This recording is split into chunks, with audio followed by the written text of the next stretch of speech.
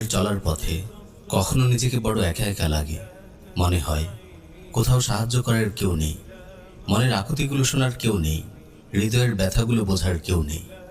জীবনটাকে মনে হয় ধুধু মরুভূমি, স্বপ্ন ও প্রত্যাশার গলা টিপে ধরে ব্যর্থতা ও হতাশা।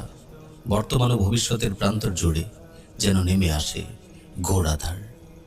অনেক তরুণ আছেন বেকার, চাকরির পেছনে ছুটতে ছুটতে ত্যক্ত বিরক্ত হয়ে উঠেছেন। অনেক ভাই দারিদ্র্যের কষাঘাতে জর্জরিত, অভাবের আগুনে জ্বলছেন দিনের পর দিন। অনেক ভাই পারিবারিক অশান্তিতে ভুগছেন। অনেক ভাই আছেন অসুস্থ, বিছানায় পড়ে আছেন।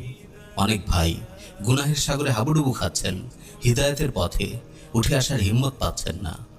জীবনে চলার পথে এমন হাজার সমস্যা আছে যেগুলো প্রতিনিয়ত আমাদের বুঝিয়ে দেয় আমরা কতটা অক্ষম, কতটা অসহায়। অনেক ভাই